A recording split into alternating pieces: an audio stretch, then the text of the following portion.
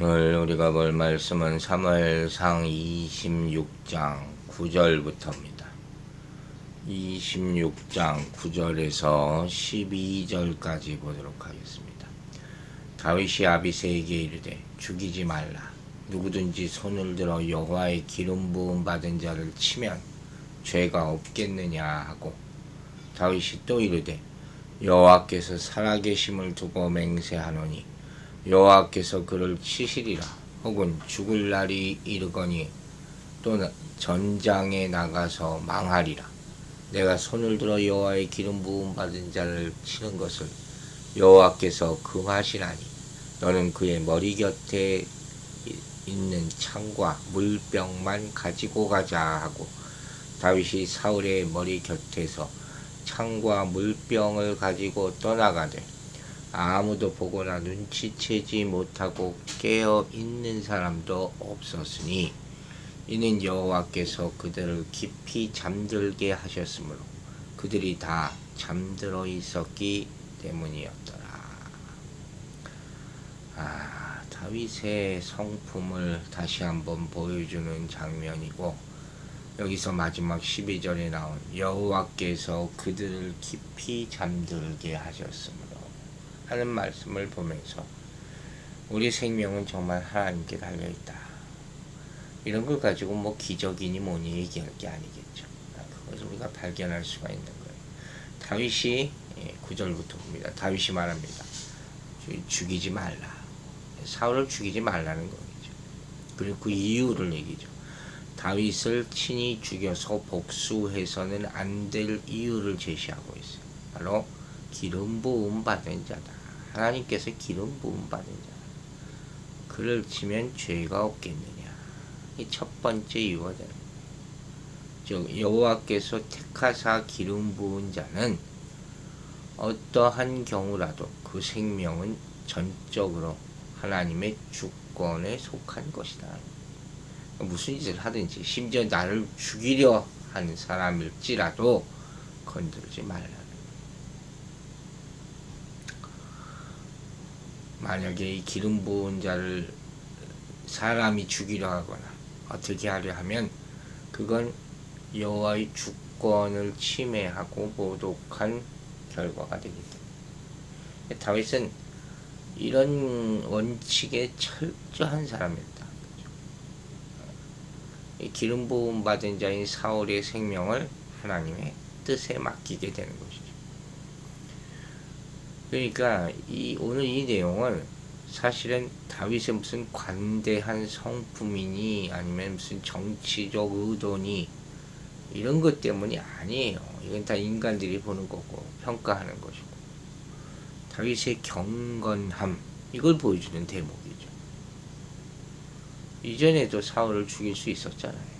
그때도 같은 이유로 죽이지 않았거든요. 이 점에 대해서는 참 철저한데, 참 놀라운 것은 자기 목숨과 연관되어 있는 상황 아닙니까? 내가 먼저 안 죽이면 내가 죽을 판이에요.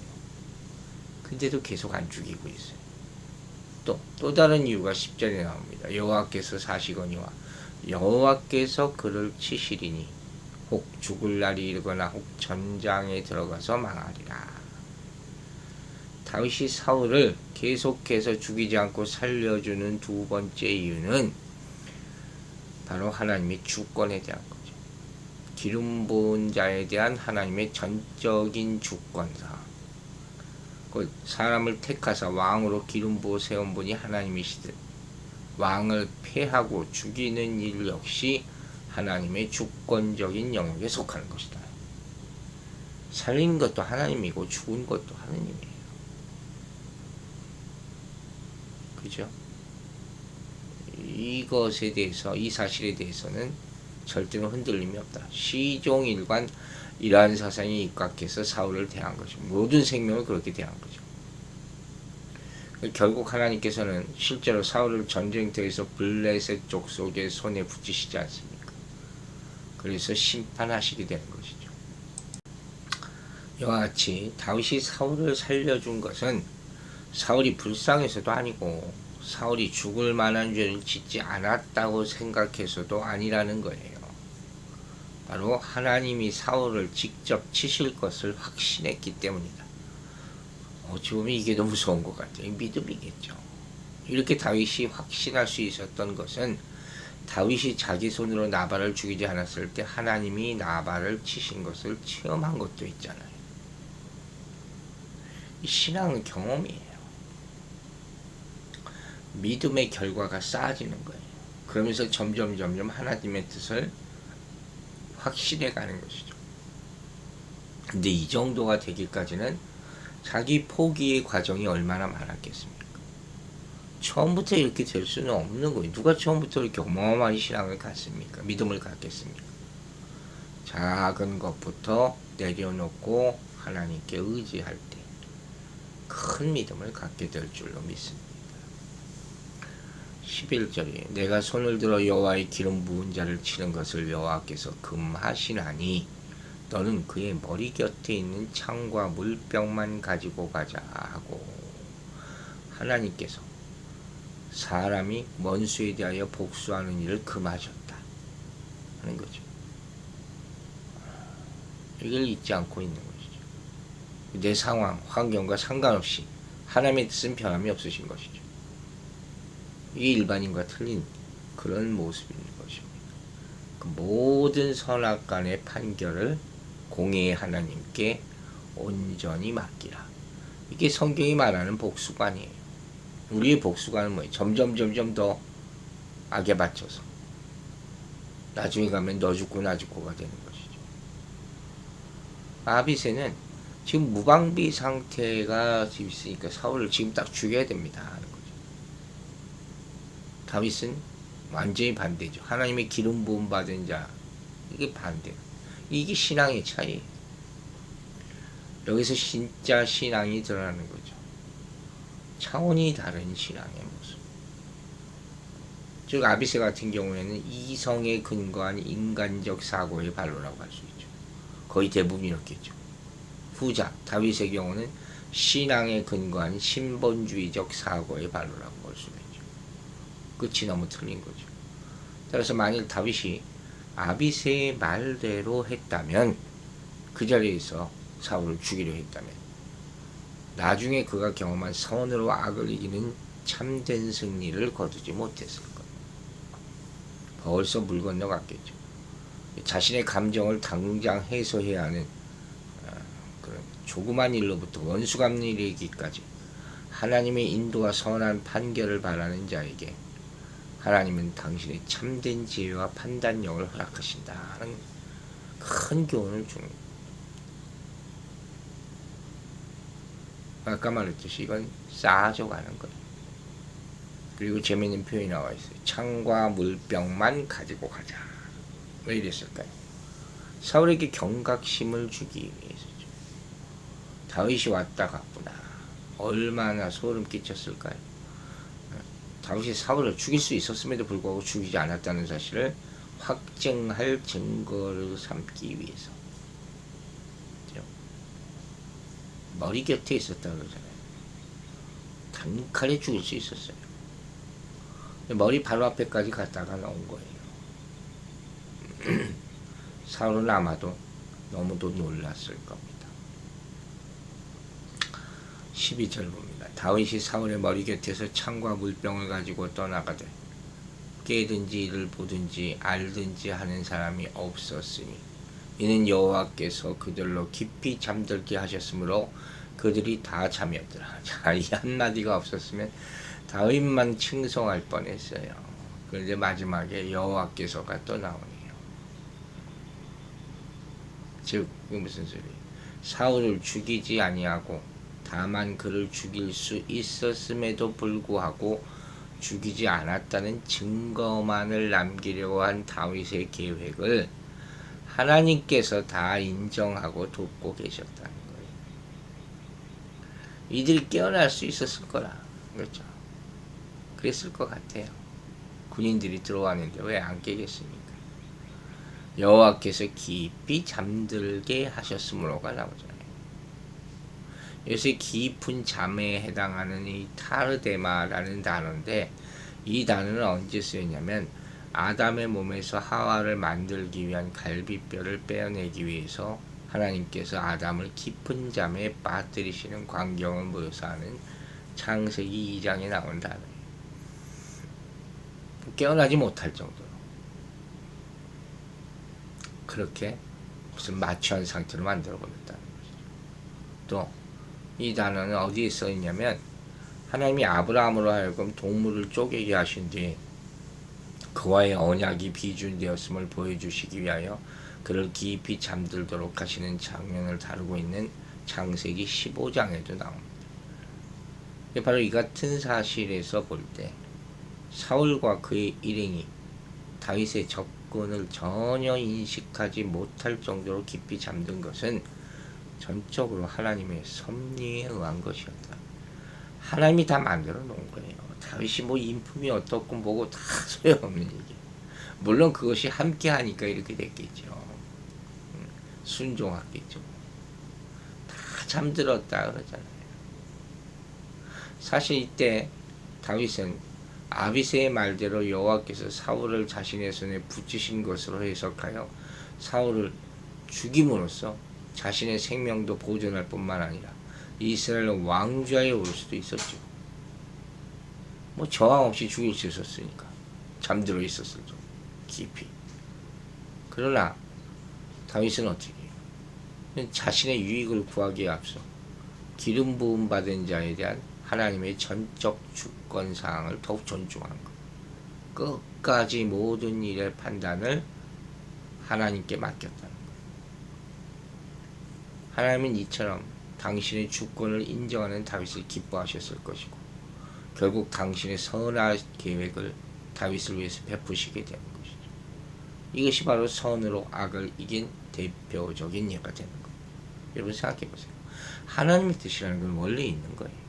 선으로 악을 이기라 이미 주신 거예요. 문제는 이 말씀이 우리 삶에 적용이 아니겠습니까? 과연 몇이나 되는 사람이 이걸 이대로 살아갈까? 하나님이 다 하셨어가 아니라니까요. 우리가 함께 해야 돼요.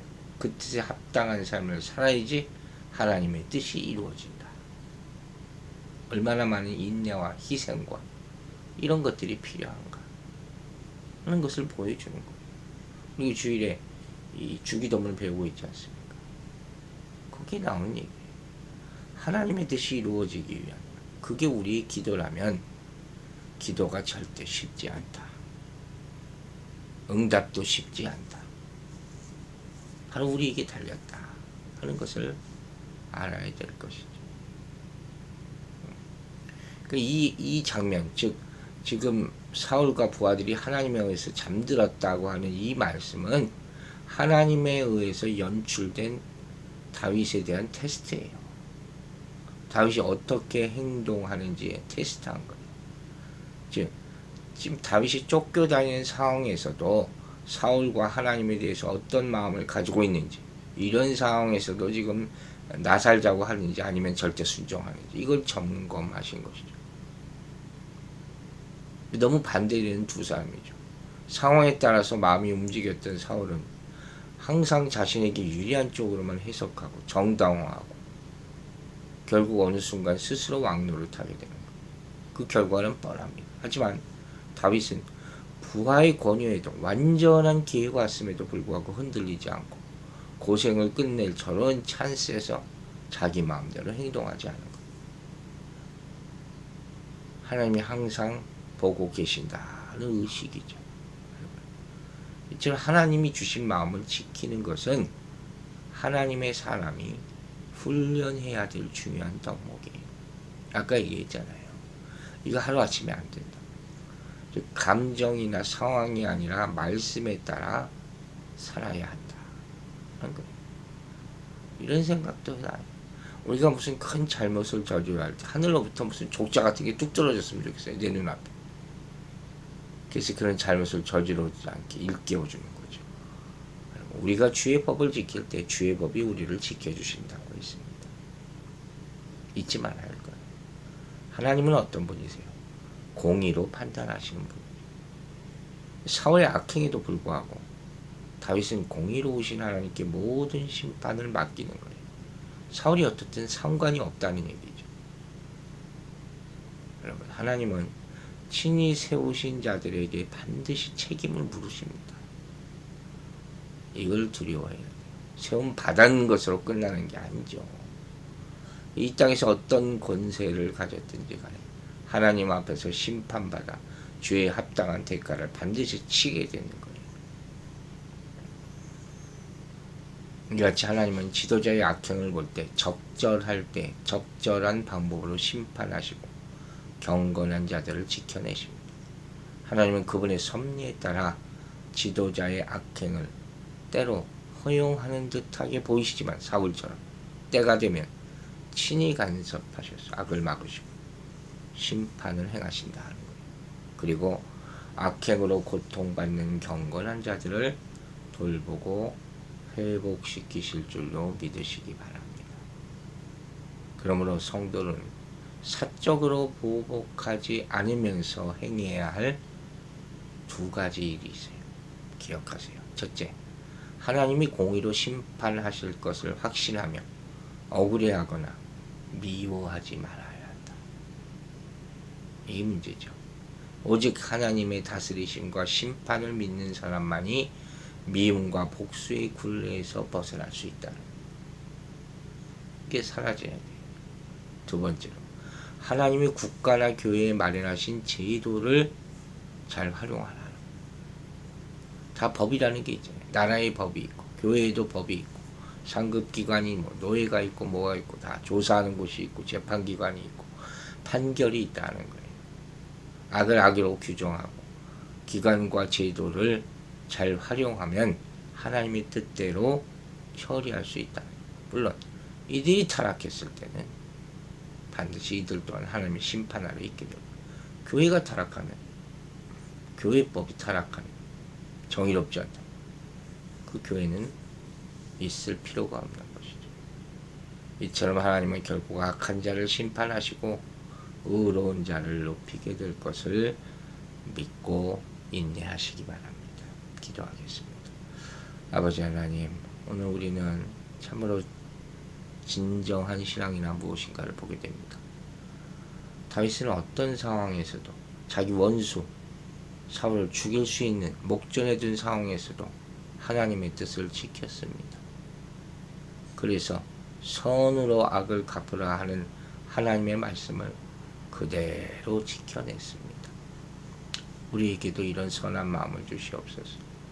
하나님의 판단만을 믿게 하여 주시고 거기에만 순종하게 하여 주시고 내 뜻대로 하지 말고 하나님의 뜻대로 살아가게 도와주시옵소서. 우리가 이런 원수 갚는 일 때문에 미움이 생기고 아픔이 있고 상처가 있습니다. 세상이 악합니다. 어찌 살아갈 수 있겠습니까? 미국도 지금 총기 사고로 말미암아 점점 이 무서운 일들이 생기기 일보 직전까지 와 있다고 느껴집니다. 이 나라를 지켜주시고 불쌍히 여겨주시고 정치권들이 법을 세워 그 법을 통해서 하나님의 공의를 나타낼 수 있도록 주님께서 역사하여 주시옵소서. 오늘 하루 우리 성도들 안전하게 지켜주시고 우리 자녀들 오고 가는 모든 일 가운데 동행하여 주시며 하나님의 뜻이 이루어질 수 있도록 도와주시고 우리는 인내하고 또 인내하면서 하나님의 뜻이 온전히 이루어질 날을 기다리는 믿음의 사람으로 살아가게 도와주시옵소서. 감사드리며 예수 그리스도 이름으로 기도했습니다.